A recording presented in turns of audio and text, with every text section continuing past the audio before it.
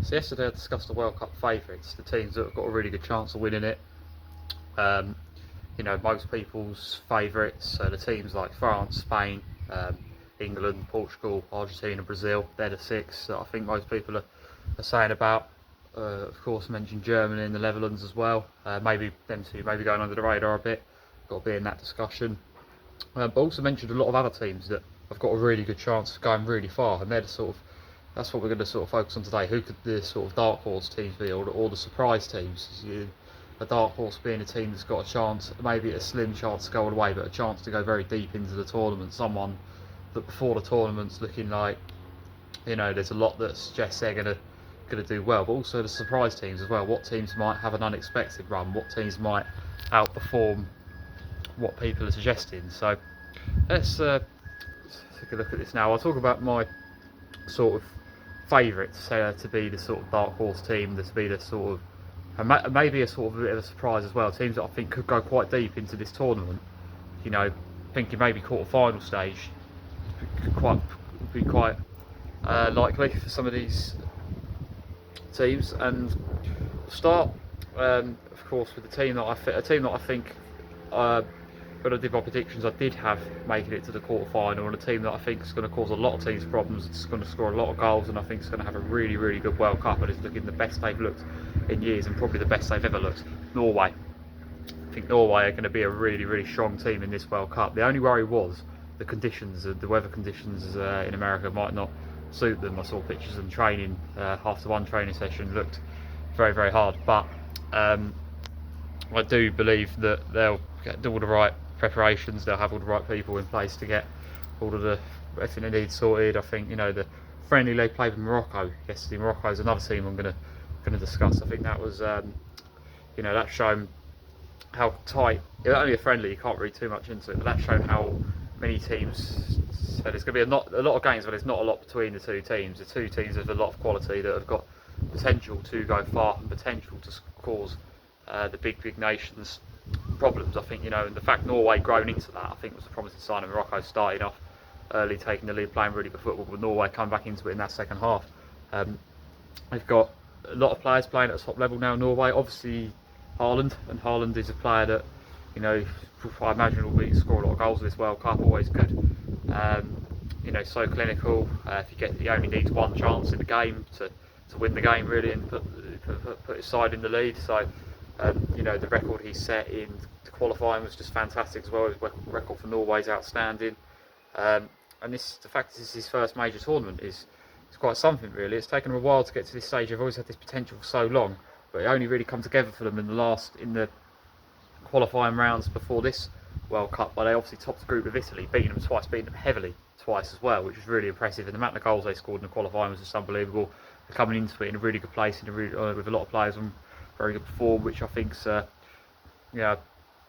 very promising sign. I feel like they are, and I feel like they're in a group that is a group of death. It's a really tough group, but I think I had them ahead of Senegal for second place. Senegal are another potential surprise, and that's going to be tight. That, but either one of them could potentially cause France problems. And I think when France play Norway, I think that's going to be a very, very close game, a very hard game for France, a real test.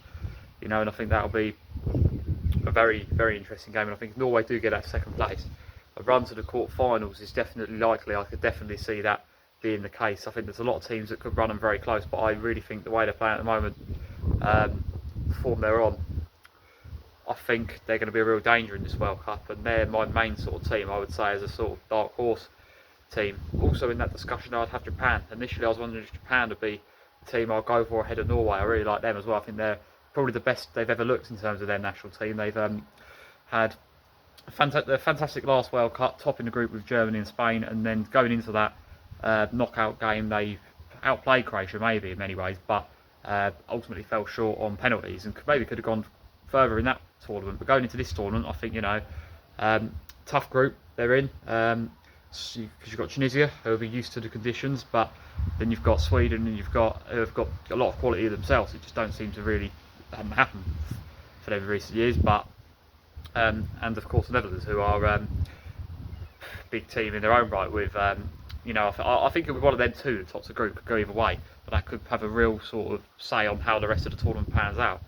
And I do think Japan have got a chance to go deep as well. They're a definite quarter-final contender, much like Norway as well. Could definitely see them topping that group, and then could definitely see them going a few rounds beyond that at least. I think they've got they're really hard to play against. They've got really hard to break down against England. We found it really hard to play against them. They're a team that anytime you can't make a mistake against them because you will be punished. The pressing is ridiculous. They just on you straight away. The amount of running they do, everyone plays the position so well.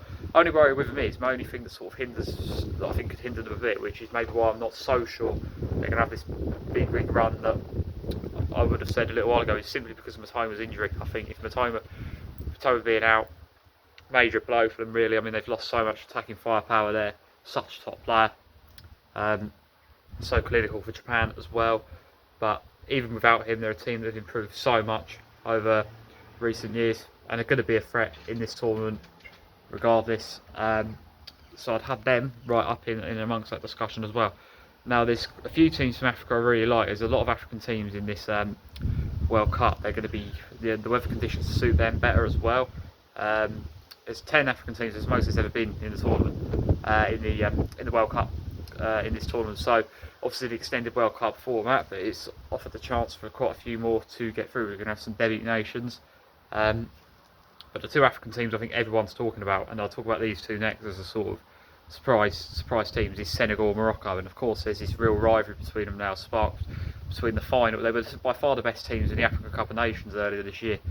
You know, it was sort of destined to be the final the whole way along, and then when it come to the final itself was quite quiet. Obviously we had Morocco missing the penalty late on, then it goes to what was it? Because it was there was this whole massive thing with Senegal walking off the pitch and basically said no, it's not a penalty, and ultimately the game was finished. The game was finished in the end, but it looked for a while like they were going to call the game off. There's all sorts of going on. Obviously, when Diaz eventually got to take the penalty, he missed it. Goes to extra time. Senegal win convincingly in extra time. I think got 2 goals in extra time. But then a couple of months later, Senegal Morocco have fought this. I think they were because of them walking off the pitch. They thought they had a case to be handed the trophy, and they was handed the trophy, and it all feels a bit. It was all just a bit chaotic, really. It should have been sorted out on the day. I don't. Both, you know, they didn't cover themselves in glory there. But coming into this tournament, I think Senegal are going to have feel like they've got real points proving really up for it, having been stripped of that trophy. A lot of quality players, good players in the position. You've got, you know, in the friendly the other day, Jackson getting sent off. That's something they're going to see careful about. As I've Chelsea support, I've watched him a lot. He's not the first time he's been sent off and with these stupid red cards, so to be a bit wary of. But I think they're a very, very tough group, Senegal, but a very good chance with 3 teams going through now of getting out of it, I believe, and then definitely could go a few rounds further. One of these two, I think I've got at least one of these two I could definitely see in the quarter-final stage. Senegal and Morocco. Morocco last time out in the World Cup, first team to ever make the semi-finals, on their way, stopping Spain and Portugal scoring, also stopping Croatia scoring in a group stage, topping a group with Croatia and Belgium as well. Really, really strong performances, going all the way to the semi-final, where ultimately their good run was ended by France.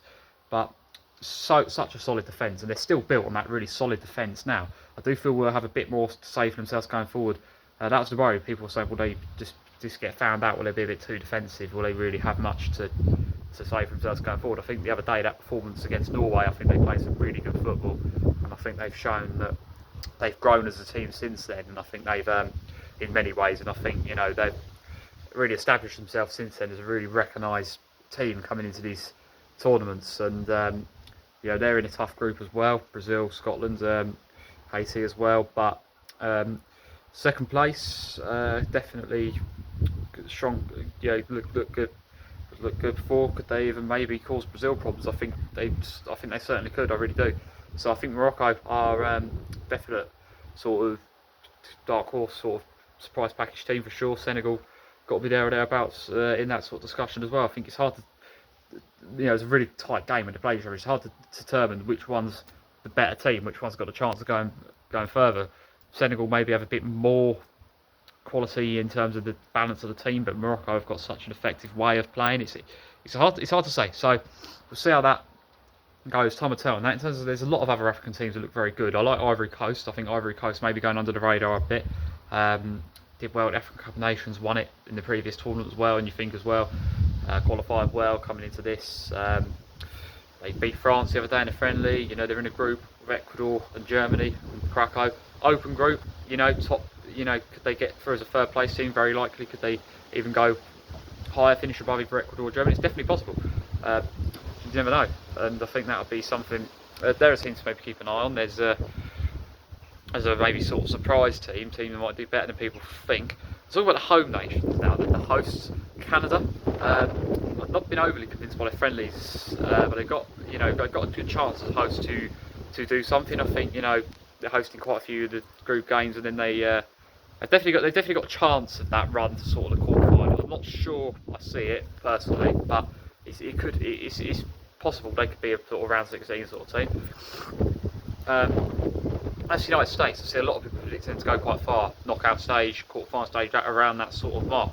If they're ever going to have a really good World Cup, the States, it feels like the one they host it would be the one. You know, a good manager and Pochettino. They've got a lot of quality in their team. The only thing is that again they've not had that, like Canada. They've already qualified automatically. They've not had that competitive football as much. They've also not had the performances have not been there as much as I think they would have hoped for. They've had a lot of good games, but a lot of poor games as well in their friendlies, and it's hard to tell which version of them is going to show up. But as a host, I definitely think they've got. I definitely would expect them to get out of that group. I don't think they're going to top the group, but I do think they are favourites too. But I do think they'll find their way out of that. Whether they'll go much beyond that though, at this moment, I'm not too convinced. Mexico, out of all the host nations, Mexico's the one that I actually think is going to do the best. You wouldn't have said that maybe like a year. If you'd asked me a year ago, I probably would have gone very different on this. But I think Mexico, coming into this, most experienced in tournament football, they're always a good bet to get to the knockout stage to World Cup, which they've not been able to get beyond for years.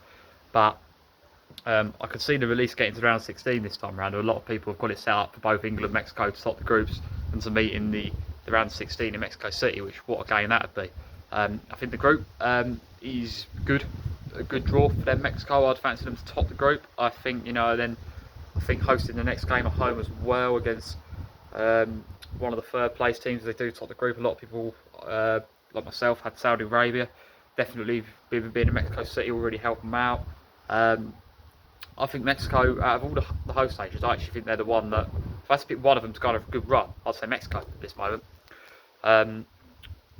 There's a lot of teams as well that I think that have gone under the radar a bit, that have done well in previous tournaments, that are maybe not getting the attention quite so much because of all the upcoming new teams. Someone like Switzerland, really reliable, really experienced in these tournaments now, really established themselves as a kind of recognised, you know, threat in these tournaments now. The previous Euros have been really good. They made the quarterfinals of both of them, only lost in the quarterfinals on penalties, really unlucky, both of them not to go beyond. It feels like they could go really far in the Euros at some point.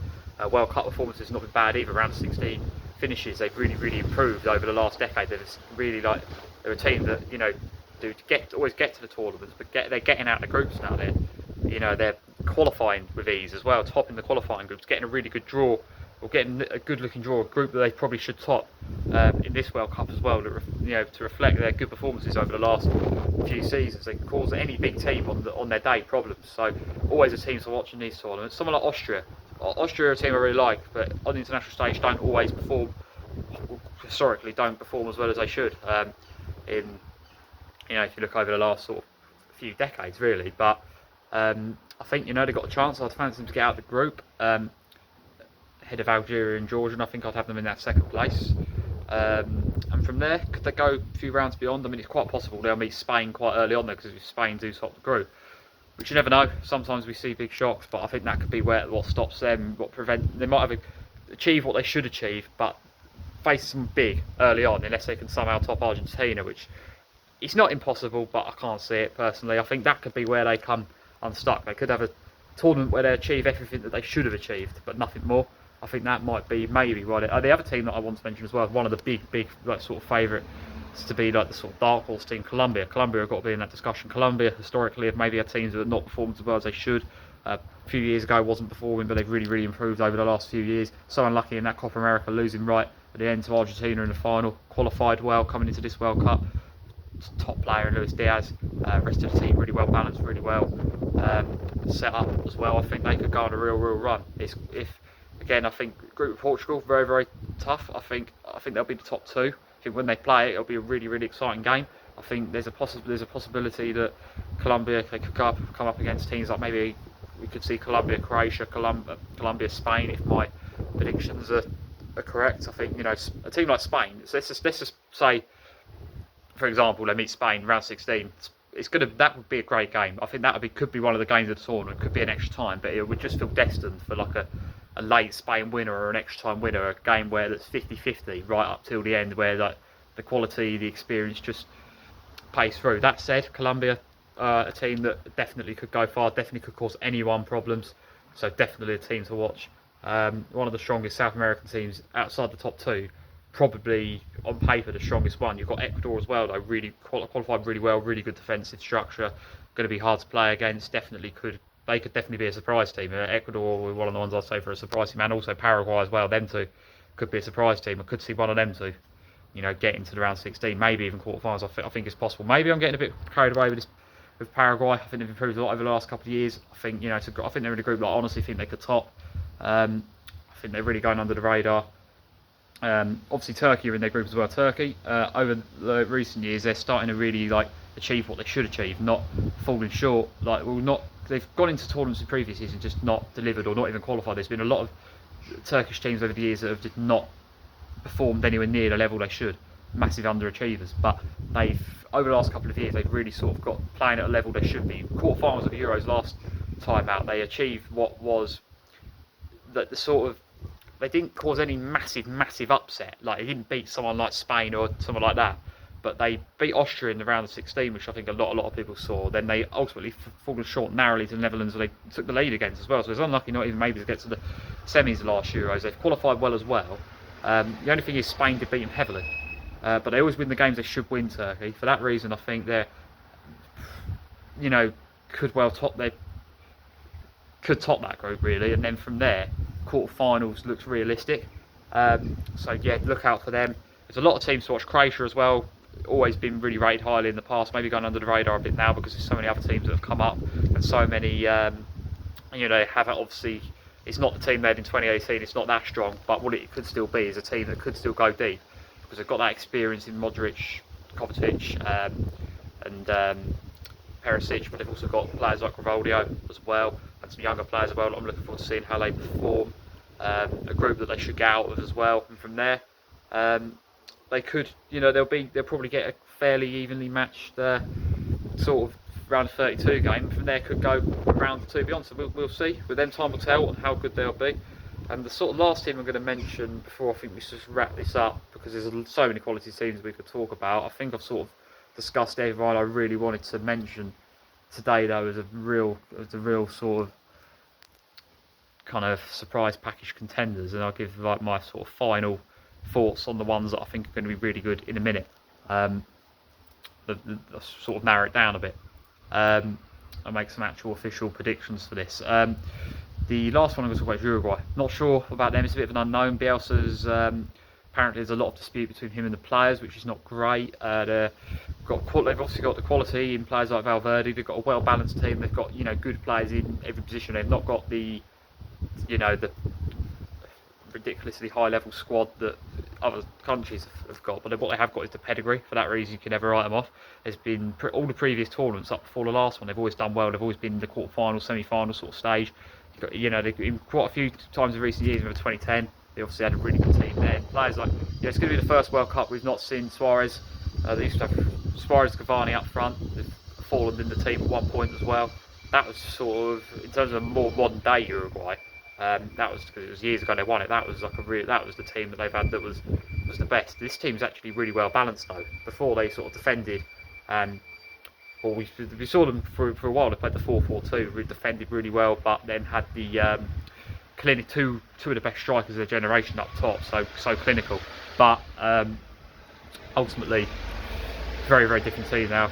Obviously different manager in Bielsa, who is a good manager, but you just never really know how it's going to go. And I do think that You know, they're in a group that they probably should get out of. I don't think they'll top Spain, but second place probably should.